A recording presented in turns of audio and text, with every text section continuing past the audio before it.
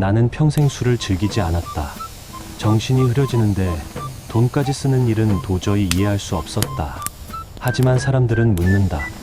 술도 안 마시면서 어떻게 사업을 했느냐고. 웃기는 소리다. 술 안 마셔도 사업은 얼마든지 할 수 있다. 아니, 오히려 술을 안 마셨기에 더 많은 것을 볼 수 있었다.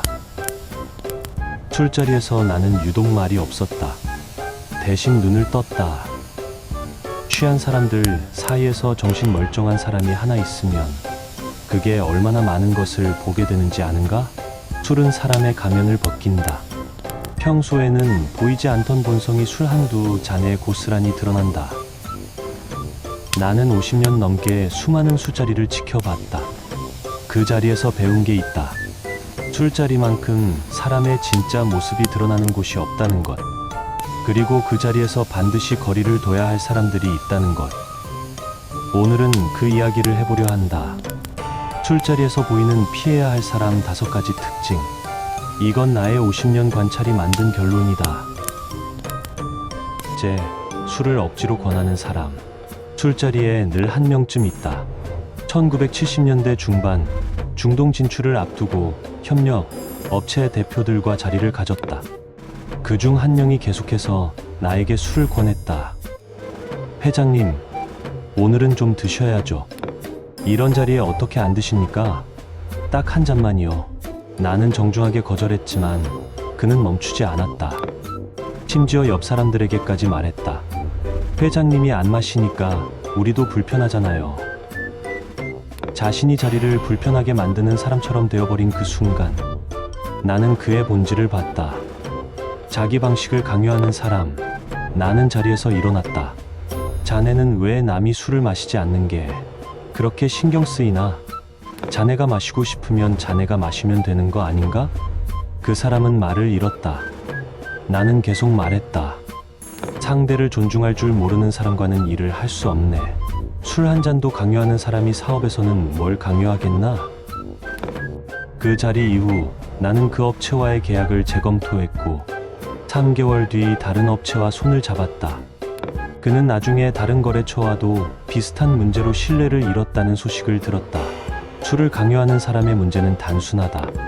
상대를 존중할 줄 모른다는 것. 나는 이렇게 하는데 너도 해야 해라는 생각이 몸에 배어 있다. 이런 사람은 일에서도 마찬가지다. 자기 방식만 옳다고 생각하고 다른 사람 의견은 무시한다. 더 큰 문제는 이게 습관이라는 것이다. 한번 강요하는 사람은 계속 강요한다. 술자리에서 한 잔 더 먹으라고 하고, 회의에서는 자기 의견을 따르라고 하고, 프로젝트에서는 자기 방식으로 하라고 한다. 나는 이런 사람과는 절대 오래 일하지 않았다. 처음엔 능력이 있어 보여도 결국 조직을 망친다. 강요는 신뢰를 무너뜨린다. 술만 마시면 없는 사람 흉보는 사람. 두 번째는 더 위험하다. 술만 마시면 없는 사람, 흉을 보는 사람. 1978년 한 프로젝트 마무리를 기념해서 팀원들과 저녁을 먹었다. 분위기가 무르익자 술이 몇 잔 들어간 한 차장이 입을 열었다. 부장님 말이죠. 요새 일처리가 좀 이상하지 않습니까? 주변 사람들이 어색하게 웃었다. 그는 계속했다. 지난번 보고서도 그렇고 판단이 좀 느리신 것 같아요. 부장은 그 자리에 없었다. 출장 중이었다. 차장은 계속해서 부장 이야기를 했다. 능력이 떨어진다. 결정을 못 내린다. 팀을 제대로 이끌지 못한다. 나는 그 광경을 조용히 지켜봤다. 평소에는 부장 앞에서 공손하던 사람이 술 몇 잔의 본색을 드러낸 것이다. 다음날 아침 나는 그 차장을 불렀다. 어제 자네가 한 말 기억하나? 그는 당황했다. 제가 뭐라고 했습니까? 부장 흉을 봤지. 꽤 구체적으로. 차장은 변명했다. 술 마시고 한 말이라 진심은 아니었습니다. 나는 단호하게 말했다. 술 마시고 한 말이 진심이야. 평소엔 참고 있다가 술 들어가니까 나온 거지. 나는 그 차장을 다른 부서로 발령냈고 중요한 프로젝트에서는 제외했다. 6개월 후 그는 회사를 떠났다. 새 직장에서도 비슷한 문제를 일으켰다는 소식을 들었다. 뒤에서 남 흉보는 사람의 문제는 신뢰다. 없는 자리에서 그 사람 흉을 보는 사람은 나 없는 자리에서도 내 흉을 본다. 이건 확실하다. 더 큰 문제는 조직을 갈라놓는다는 것이다. A에게는 B 흉을 보고 B에게는 A 흉을 본다. 사람들 사이에 불신이 쌓이고 팀워크가 무너진다. 나는 이런 사람을 절대 핵심 위치에 두지 않았다. 능력이 아무리 뛰어나도 소용없다. 조직은 신뢰로 움직인다. 뒤에서 말하는 사람이 있으면 그 신뢰가 깨진다. 약한 사람에게만 함부로 대하는 사람. 세 번째는 가장 추악하다. 약한 사람에게만 함부로 대하는 사람. 1982년 거래처 대표와 저녁 식사를 했다. 식당에 들어서자 그 사람의 태도가 달라졌다. 종업원에게 반말을 했다. 야, 여기 물 좀. 이거 왜 이렇게 늦어? 나에게는 존댓말을 쓰면서 종업원에게는 하대했다. 술이 들어가자 더 심해졌다. 젊은 여자 직원이 서빙을 하러 오자 그는 말했다. 아가씨 예쁘네. 전화번호 좀 줘봐. 직원은 당황한 표정으로 물러갔다. 그 사람은 웃으며 말했다. 요새 애들은 농담도 못 알아듣네요. 나는 얼굴을 굳혔다. 그건 농담이 아니었다. 상대를 불편하게 만드는 행동이었다. 식사를 마치고 나오는 길에 나는 그에게 말했다. 오늘 자네 태도가 마음에 들지 않았네. 그는 의아한 표정을 지었다. 무슨 말씀이십니까? 종업원들에게 하는 태도 말이야. 사람을 대하는 방식이 위아래가 다르더군. 그는 어색하게 웃었다. 아, 그건 그냥 편하게 한 겁니다. 나는 고개를 저었다. 편하게가 아니라 함부로 한 거지. 나는 그 거래처와의 계약을 중단했다. 주변에서 놀랐다. 그 업체가 조건이 좋은데 왜 끊으십니까? 나는 간단히 대답했다. 아랫사람에게 함부로 대하는 사람은 결국 우리에게도 함부로 대할 거야. 1년 후 그 사람은 자기 회사 직원들과 문제를 일으켰고 결국 폭언으로 고소당하며 회사는 어려움에 빠졌다. 나는 그 소식을 듣고 놀라지 않았다. 이미 예상한 일이었다. 약한 사람에게 함부로 대하는 사람의 본질은 인격이다. 이익이 되면 고개를 숙이고 이익이 안 되면 함부로 한다. 이런 사람은 상황에 따라 얼굴이 달라진다. 더 중요한 건 이게 습관이라는 것이다. 종업원에게 함부로 하는 사람은 후배에게도 부하에게도 나중에는 동료에게도 함부로 한다. 권력 관계가 바뀌면 태도가 바뀐다. 나는 항상 사람을 볼 때 아랫사람을 어떻게 대하는지 봤다. 그게 진짜 인격이다. 윗사람에게 잘하는 것은 누구나 한다. 아랫사람에게 어떻게 하느냐가 그 사람의 본질이다. 술값 계산할 때 슬그머니 사라지는 사람. 네 번째는 교묘하다. 술값 계산할 때 슬그머니 사라지는 사람. 1980년대 초반이었다. 협력 업체 사장 몇 명과 저녁을 먹고 2차까지 갔다. 분위기는 좋았다. 모두들 즐거워 보였다. 계산할 시간이 되자 한 사람이 화장실에 갔다. 다른 사람은 담배를 피우러 나갔다. 자리에 남은 사람이 계산을 했다. 나는 그 광경을 지켜봤다. 화장실 갔던 사람이 돌아왔다. 아, 벌써 계산했어요? 제가 할 걸. 말은 그렇게 했지만 지갑을 꺼내지 않았다. 담배 피운 사람도 마찬가지였다. 제가 늦었네요. 다음엔 제가 내겠습니다. 나는 조용히 봤다. 이게 한두 번이 아니었다. 매번 술자리가 끝나면 누군가는 자리를 비웠다. 계산할 때쯤 되면 화장실 가거나 전화 받으러 나가거나 담배 피우러 갔다. 다음 날 나는 경리팀에 지시했다.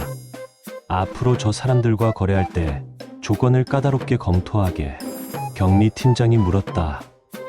무슨 문제라도 있습니까? 나는 말했다. 술값도 제대로 안 내는 사람이 사업에서 제대로 할 리 없어. 작은 돈 아끼는 사람은 큰일에서도 편법을 쓴다고. 6개월 후 그중 한 명이 계약 조건을 어겼다. 자재를 속였다. 나는 즉시 계약을 해지했다. 다른 업체들도 비슷한 문제를 일으켰다. 모두 예상 범위 아니었다. 술값 피하는 사람의 문제는 태도다. 이득은 챙기고 부담은 피한다. 이런 사람은 사업에서도 마찬가지다. 좋을 땐 끼어들고 어려우면 빠진다. 더 큰 문제는 신용이다. 작은 술값 하나도 제대로 안 내는 사람을 누가 믿겠나? 다음에 내겠다는 말은 대부분 거짓말이다. 다음에도 똑같이 피한다. 나는 항상 말했다. 돈이 없으면 다시 벌면 된다. 하지만 신용을 잃으면 끝이다. 술값 하나로 신용을 잃는 사람들을 많이 봤다.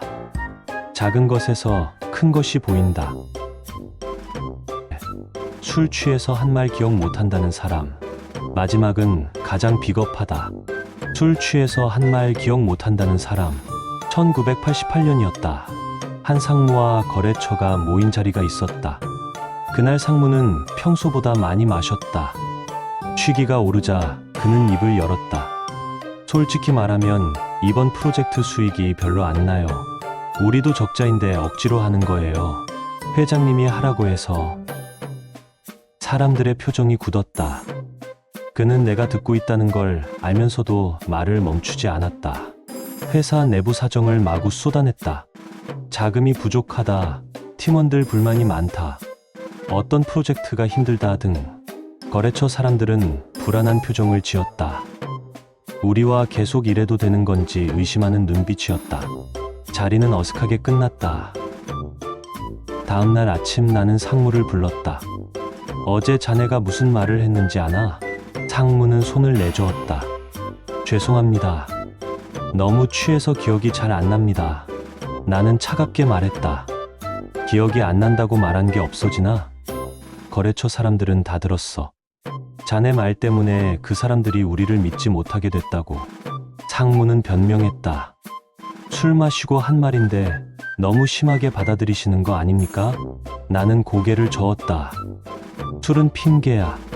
평소에 생각하던 걸 술 때문에 말한 거지.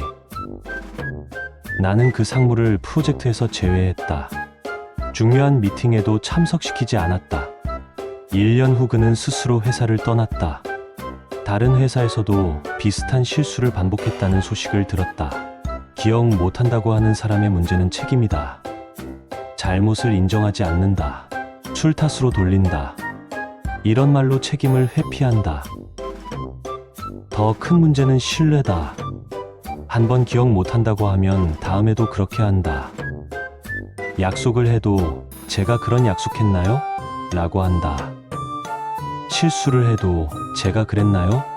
라고 한다. 나는 이런 사람과 절대 중요한 일을 하지 않았다. 말을 믿을 수 없으니까. 술 마시고 한 말도 책임져야 한다. 그게 어른이다. 술 탓하는 사람은 이래서도 남 탓한다. 결론은 이 5가지를 명심해라. 첫째, 술을 억지로 권하는 사람. 둘째, 술만 마시면 없는 사람, 흉보는 사람. 셋째, 약한 사람에게만 함부로 대하는 사람. 넷째, 술값 계산할 때 슬그머니 사라지는 사람. 다섯째, 술 취해서 한 말 기억 못한다는 사람. 이들의 공통점은 하나다. 자기 통제가 안 된다는 것. 술은 단지 그걸 드러낼 뿐이다. 나는 50년 넘게 이런 사람들을 봐왔다. 술자리에서 본 모습은 결국 이래서도 나타났다. 예외는 없었다. 사람을 볼 때는 술자리를 주목해라. 그 자리만큼 본성이 적나라하게 드러나는 곳이 없다. 가면을 쓴 사람도 술 몇 잔의 본 모습을 보인다. 그리고 명심해라. 멀리해야 할 사람을 빨리 알아보는 것. 그것이 바로 성공의 첫걸음입니다. 지금 바로 영상을 통해 귀한 지혜를 얻어가세요. 구독과 좋아요로 더 많은 인생의 통찰을 만나보세요.